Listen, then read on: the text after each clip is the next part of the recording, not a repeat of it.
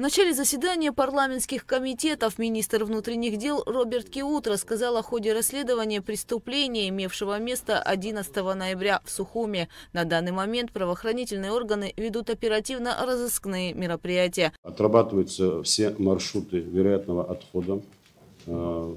Занимаются сотрудники установлением личности, характерных признаков личности, сбором свидетельской базы. И скажу так, что на месте происшествия, уже на пути отхода, была обнаружена снайперская винтовка, предположительно модели Драгунова, и, соответственно, из которой было произведено, как мы видим, 4 выстрела. Также были дополнительно обнаружены предметы, которые подлежат исследованию. В настоящее время проводится весь комплекс оперативных мероприятий. И отрабатывается ряд версий, которые, я думаю, что могут привести к определенному результату. Очень надеемся на это, что... Можно? То есть стрелял один человек, да? Да, стрелял 4 выстрела, 5 раненых. По крайней мере, мы видим, с учетом баллистики, с учетом тех пуль, которые были обнаружены по траектории полета, все стрелял один человек. Один человек. Предметы преступления там, он просто... Да, он на выходе сзади этого строения в лесной чаще по пути следования была обнаружена винтовка. А что было? СВД? СВД, да, самое штатное СВД. Ну, в ходе его обследования, говорю, было, ну, как бы магазин СВД, входит 4 патрона. То есть с заброшенного дома осуществлялась? С заброшенного дома вела стрельба? Да, с заброшенного дома фактически в упор. Затем депутаты обсудили ситуацию с деятельностью в Абхазии зарубежных политтехнологов. Мне позвонили на телефон, сказали, что обнаружен штаб некий, который за ночь до этого, ночью, значит, за день до этого, каким-то уговором или каким, я не знаю, как это вообще происходило, молодых граждан Абхазии, несовершеннолетних, 14-15-летних детей были задержаны за тем делом, что они срывали агитационные плакаты, значит, с столбов, ну, неважно, где это было поклеено. И в разговоре с этими детьми дети, значит, сказали, что вот нам вот некие, значит, граждане России с нами разговаривали, нас они наняли, они нам обещали денег. В процессе, где эти люди, они сказали, вот в таком-то месте, там у них штаб, мы завтра утром идем за деньгами. Естественно, это все проследили, это было обговорено, там были родственники после всего этого, этих детей были приглашены на все это. Я так понял, что они с родственниками пришли туда, там какой-то у них разговор был, видимо, уже встреча некая произошла. Естественно, я не скрываю, я Ишсо Иванович Какали, которого, кстати, все хорошо знаете, бывший зам генерального, значит, прокурора, зам генерального прокурора Абхазии, в свое время еще работал в Совбезе Абхазии, все его хорошо знают. Мы, естественно, туда пришли, там уже много было людей. Конечно, я не скрываю, что я общался. И еще раз говорю, но какое было мне удивление, когда я зашел в это здание, опять обнаружился этот бородатый человек, которого я неделю, 10 дней до этого увидел. Вопрос, кто вы, что вы. Один говорит, я просто курю. Тот повзрослее, что сидел, он вообще сказал, что он, в смысле, отдыхающий, случайно зашел туда. Ну, вот этот уже известный человек Рева, который в своем когда рассказе начал говорить, что вот он редактор газеты некой, и обратился что, к тому человеку, который только что минут за 5-10 говорил, что он вообще отдыхающий, он просто случайно зашел, сказал, что этот человек тоже со мной работает. То есть он начал выдавать все. Этот бородатый, который говорил, что он вообще никогда не был ни в каком ЦИКе, слава богу, есть главы администрации, есть ЦИК, в котором он был, там люди есть, это если желание есть, перепроверить эту информацию, надеюсь, все это можно проверить. Но я как государственный человек, как представляющий власть Абхазии, хотят, не хотят, это власть наша общая, это наша общая страна, и кто как выглядит, это бьет по имиджу Абхазии, поэтому мы все должны стараться быть, в всяком случае, придерживаться неких правил и законов Республики Абхазия. Я, естественно, позвонил сперва в УВД, ребята приехали с УВД, потом я понял, что это, наверное, не совсем УВДшный вопрос. Мы попросили приехать, не я лично звонил, попросили мы ребят с УВД набрать в СГБ, чтобы СГБ приехал. Правда, ребята сразу сработали, ребята пришли. Мы им их как говорится, их вручили нашим, значит, службистам, нашим ребятам. Единственное, мы сразу предупредили, все гаджеты, что мы возьмем, нам нужно кое-что просмотреть в целости, сохранности, не удаляя никаких информационных, значит, вещей. Мы это все передадим. Там, буквально через некоторое время мы все, значит, вот эти вот гаджеты, телефоны, мы все в СКБ отдали. Вот мне отвечает начальник свинария миграционной службы. Да. Он говорит следующее. На ваш депутатский вопрос такого-то, такого-то относительно предоставления информации о наличии либо отсутствии разрешительных документов у следующих граждан такие-то, такие-то, такие-то, информирую о том, что данные иностранные граждане в ГМС Республики Абхазия за получением разрешительных документов не обращались. На работу? Да, на работу. Имеется в виду, люди говорят, что они главные редактора абхазской газеты. Служба госбезопасности республики вместе с другими правоохранительными органами приступила к проверке по факту инцидента, произошедшего на улице Абазинской в Сухуми. Изучаются все обстоятельства дела. В службу госбезопасности, как я говорю, никто с заявлением в бумажном виде не обращался. Да, были заявления со СМИ, которые мы видели, то, что обращения были в службы.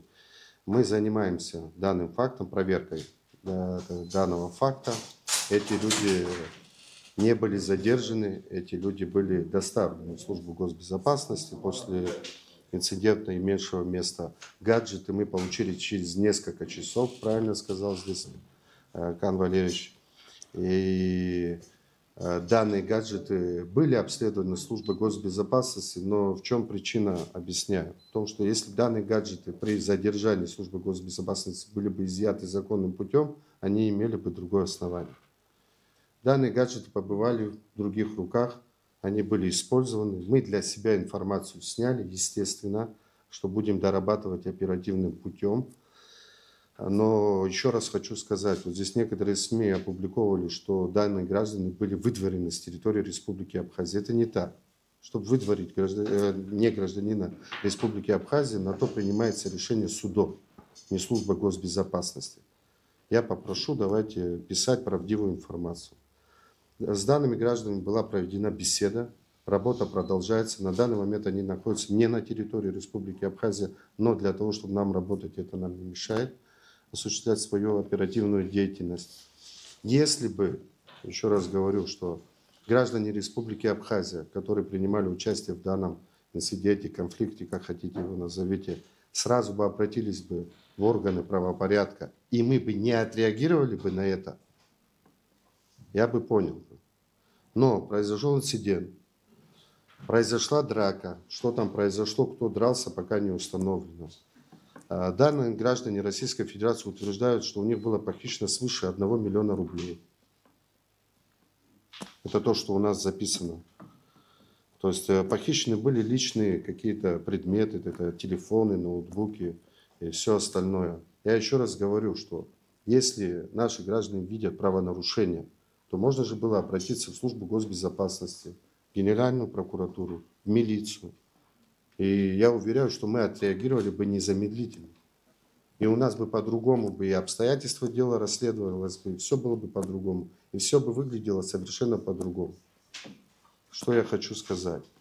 Данные граждане заявляют о том, что им нанесли побои, увечья. Сейчас за их вину мы разбираемся, мы доложим, естественно, по окончанию данной проверки мы доложим, что там произошло и чем они на территории Республики Абхазия занимались и какую правовую оценку дадут правоохранительные органы. У нас есть уже поручение от прокуратуры города Сухум, какие мы действия должны произвести касательно граждан Российской Федерации.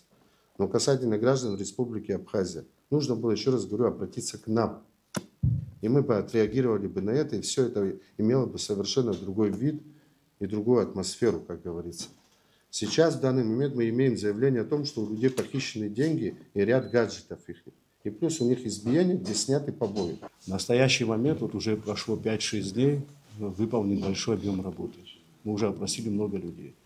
Их имена озвучивать не можем в интересах работы, но со временем, если такая необходимость возникнет, мы можем такую информацию дозированно дать парламенту. Мы можем потом в закрытом виде это Да, сделать. обсудить мы можем. Есть какие-то вещи, которые мы можем обсуждать. Есть какие-то вещи, которые нам закон не позволяет сделать.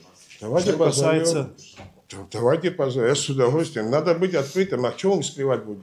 Совбез мы проводим обычно в закрытом виде. Хорошо. Что касается самой ситуации, вот, на сегодняшний день, с учетом того, что пока всего несколько дней прошло, мы уже приблизительную картину видим и понимаем для себя, что произошло. Вот, были переданы гаджеты, вещественные доказательства, наверное, как многие думают, службе госбезопасности, которые впоследствии должны были быть пересланы в прокуратуру.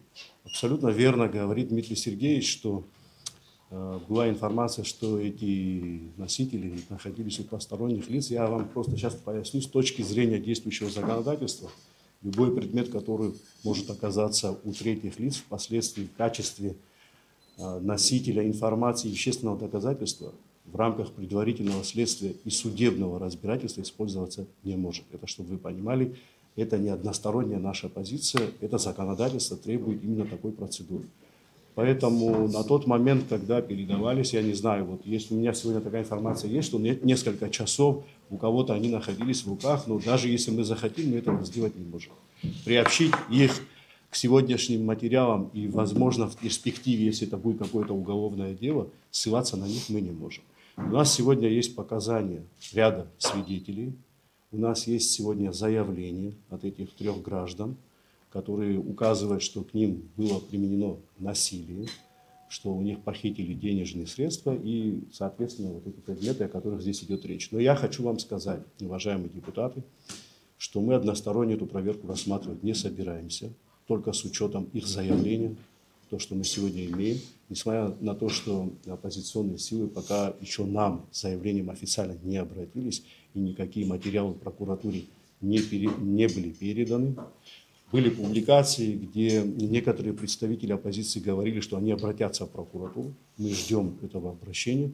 На сегодняшний день предварительно что мы усматриваем? Мы усматриваем, во-первых, мы рассматриваем законность участия этих граждан в выборном процессе, насколько это было законно. Мы именно так на это смотрим. Законность вообще их работы. Есть государственная миграционная служба, которая проводит эту политику.